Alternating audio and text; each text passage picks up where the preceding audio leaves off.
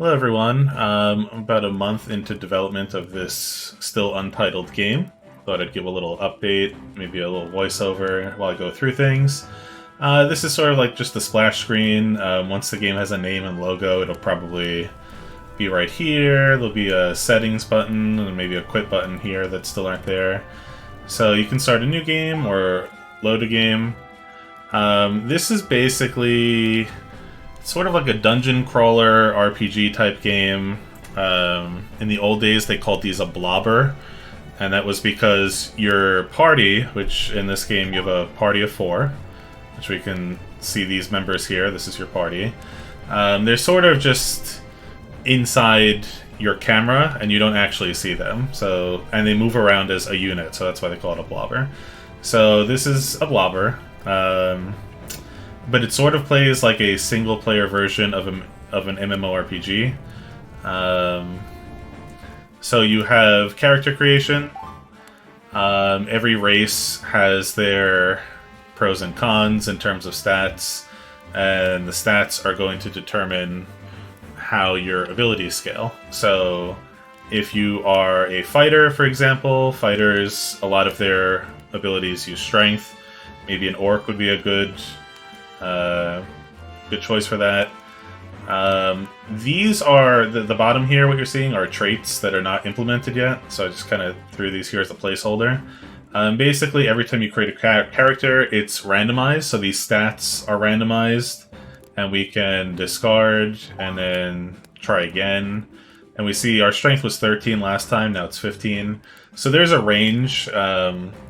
You can basically keep throwing away the character and creating new ones until you have the traits, which aren't implemented yet, and the stats that you want.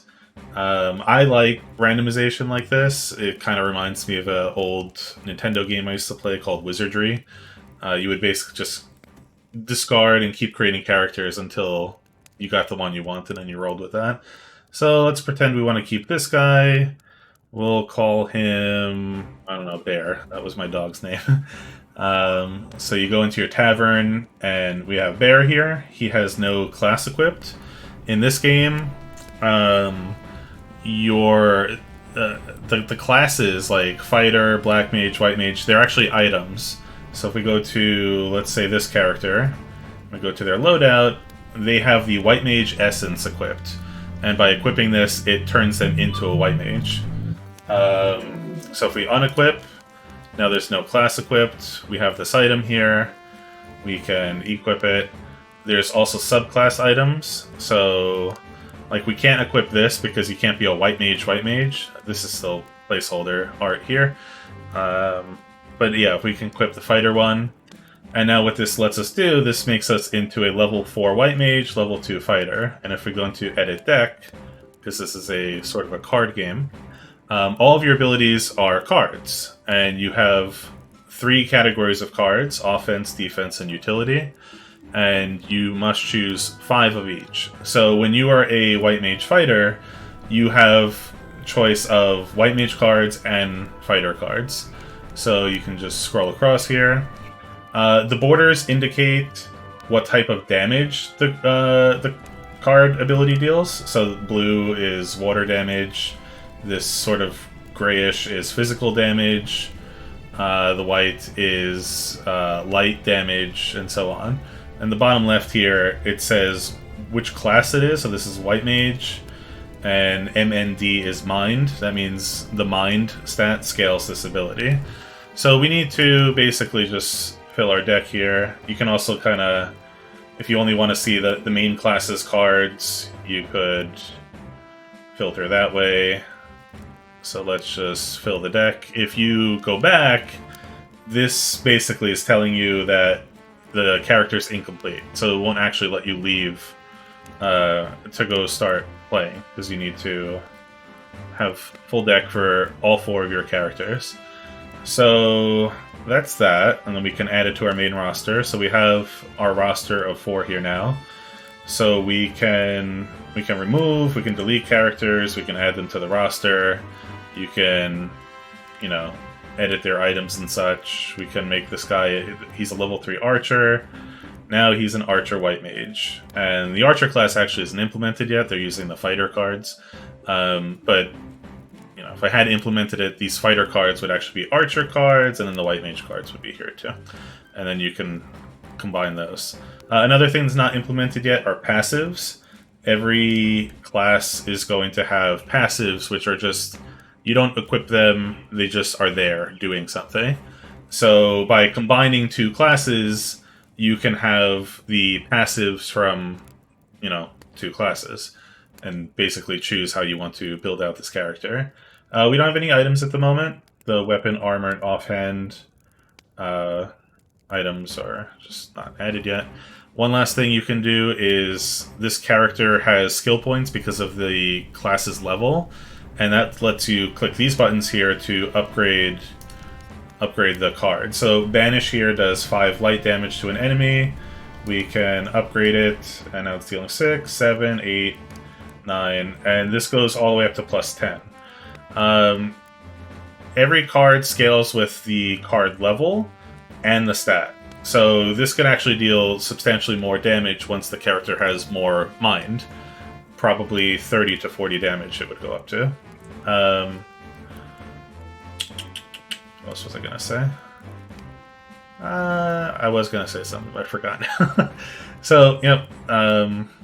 Let's just, I guess, leave town. I'll go over a couple other things here. The Forge is where you're going to be able to craft and upgrade items, but it's not implemented yet. The Reliquary is sort of like you're going to find, it's another thing that's not implemented yet, but you're going to find items that are sort of like permanent artifacts that once you find them, you have them, and then they give you bonuses to your characters or specific classes or maybe even specific abilities. There's going to be a lot of them. It's sort of like a meta progression type thing that it's just going. It's not necessary, but you can find them and it'll make your character stronger. So once you have your full party assembled, you can click Leave Town. In the future, you'll be able to select which area you want to move to, but right now it's just going to move you to the first level because there only is one level. So now we are in the dungeon. This is first party.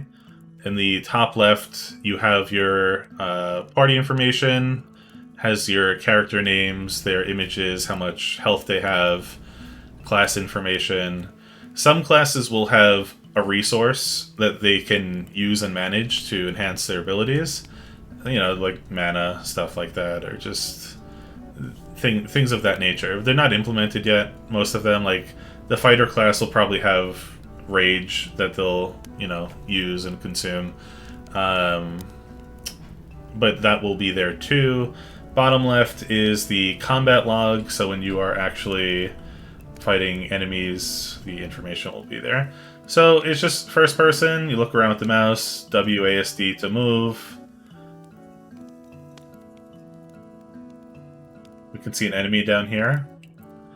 The enemies sort of patrol around, and the way it works is when you are within a certain range of them, combat just starts. Right now, it's just sort of like instantaneously the combat begins, but in the future I'll add, you know, transition, sound effects, all the pretty stuff. So let's walk up to him.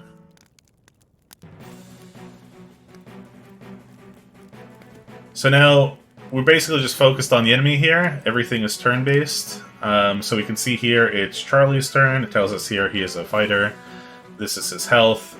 You do have the option to pass turn, which is actually recommended to use in this game, because if you've ever played an MMORPG before, this is sort of like you want the tank to go in first and build up some aggro before the damage dealers and the healers start casting their spells, drawing the attention of the enemy. This icon here is the threat indicator, so that means this character, the next turn, he's going to target this character. But as you use abilities and deal damage, heal, and such, the aggro meters are going to change, and as we use this, it's probably going to give aggro to the first character, and it does. That did a lot of damage. So every turn, you're going to get a offense card, a defense card, and a utility card. Just randomly picked from your 5 that you assembled in the town scene before. So you can't really control what you're going to get, but you do have options. And there's a turn meter that builds up over time. Using abilities will consume from the turn meter. So what you could do is you could pass, which it costs less. So your turn will come up sooner rather than playing a card that you actually don't like or don't think would be beneficial to your party. So we can just pass. This is the White Mage, so we can cast Cure. So when you click on Cure, this is a targeted spell. So we can... It tells us to click an ally. So that's these buttons here. I'm going to add something where like it glows, so you kind of know, oh, I need to click one of these 4. But it does say to click an ally to target them. So we will click him to heal him. And using this is going to probably kill him. It does, so he dies.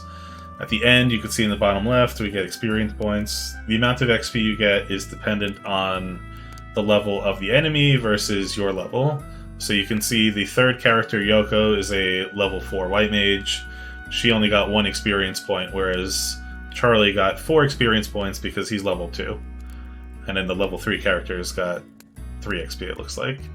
So, once the guy is defeated, what is actually happening is there's a respawn timer here. I think it's 60 seconds at the moment. This enemy is going to basically just respawn in 60 seconds and keep patrolling like you see this other guy doing. So, enemies will respawn, and you can just explore. The aggro radius is different per enemy, but reasonably short. So we can kind of dance around this guy. There's also line of sight, so if he were immediately on the other side of this, it wouldn't start combat. We could skip him if we want, and just keep exploring.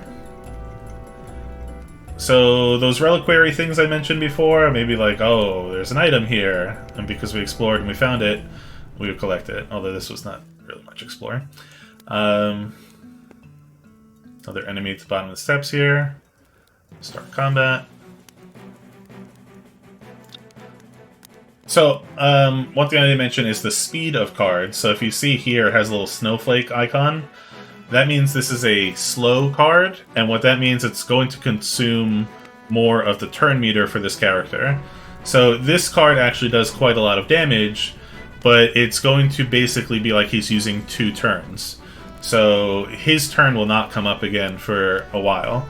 But it's going to nearly kill him, or do a lot of damage at least. So that may not matter. This card has a chance to stun. It would have said that the enemy was stunned here if it did, so... it did not. Protect is target ally takes less physical damage for 2 turns. So because we don't have a lot of mind and we haven't skilled up this card yet, 6% really isn't a lot this early on. But with some skill points and as your stats increase, this will actually become something you'll want to use. So, I mean, we could click it and we could throw it on Charlie because we see he has the threat meter.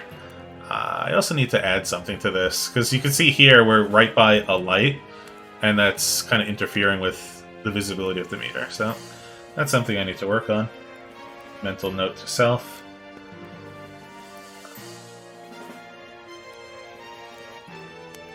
Alright, Charlie's almost dead. Cure him. Just a little bit. Alright, so he's dead. So I haven't really added much past that point. I've been mostly working on the UI and just the level design and such. So there will be more interesting things, you know, like finding secrets and almost like a Zelda type thing where, you know, maybe you need to go someplace to pull a switch and it opens a door someplace else. That type of stuff. So, and because the enemies respawn, like I mentioned before, you know, if there's some backtracking, you know, you might need to deal with enemies again. Like if we go back to where we were before, they've probably respawned by now. Yep, so he's here. Oh, wait, we never actually fought that one. But yeah, see, this guy's here. I need to make sure that the the dead ones disappear, because, you know, that could get a lot of clutter. But, I'm just going to hit K here, which is a little cheat. Just instantly kills him. And, yeah, so that's basically where I'm at right now. I like the direction the UI is heading. You know, it was a lot of placeholder stuff before this weekend. We can return to town. So, yeah, I think the town is mostly fleshed out. There's a couple more quality of life things I want to do. Like, right now, you need to actually... You can either hit up or down on the keyboard or scroll your mouse wheel to go up and down here. But I'd like to make it where you just... These aren't clickable right now, but, you know, you click them and then it just instantly goes into the loadout for that character. That would be convenient. The trait information is going to be here once traits are added to the game. But yeah, that's where I'm at. Hoping maybe in the next month or two I can create sort of like a playable demo, you know, get it in the hands of some playtesters and gather some feedback, see what people say. But yeah, you know, I've been working on this in my free time. It's been a fun project so far. I love RPGs, and, you know, I was working a lot on the front-end stuff, trying to get UI intact and all that.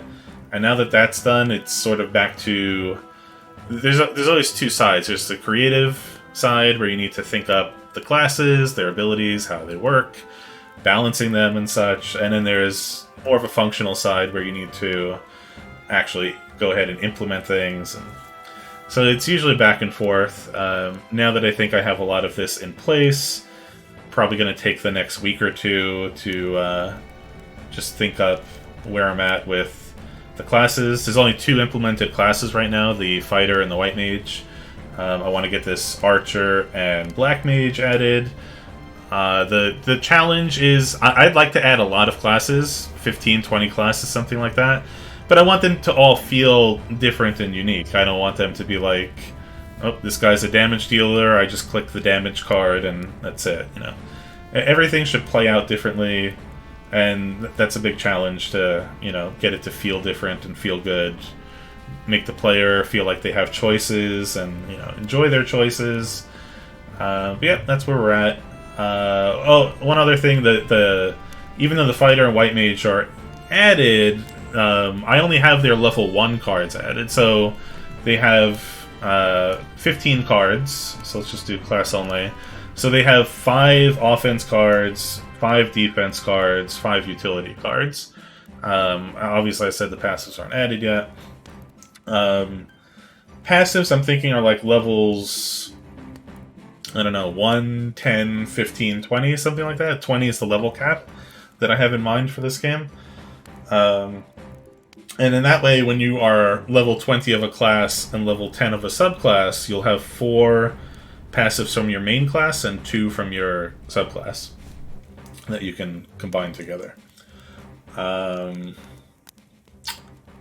yeah, so as you level up, there will be more abilities unlocked as well. So I'm thinking, if you're not getting a passive, you're getting an ability. So you get one thing every level. So that way it's exciting. You can be like, oh, what did I get? You know, what changed? Does this change how I want to load out my deck? Or, you know, these upgrades here.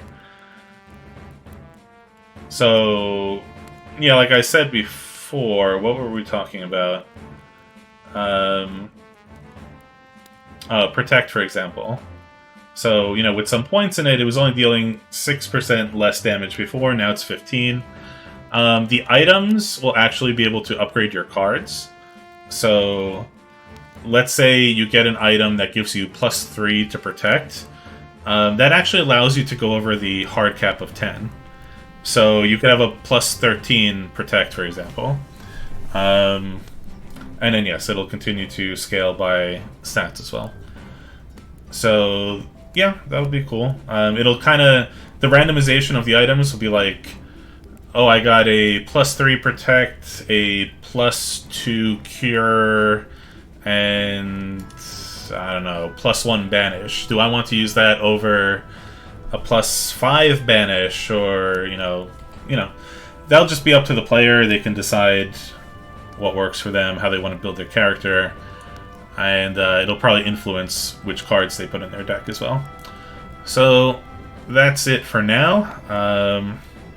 Maybe have another update in a week or two. I've mostly just been working on this on the weekend because it's when I have free time.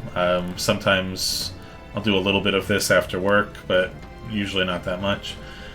Yeah. Alright, so tune in next time. We'll see what updates we have. And I'll make an announcement when the game is actually playable, and you can try it out if you want.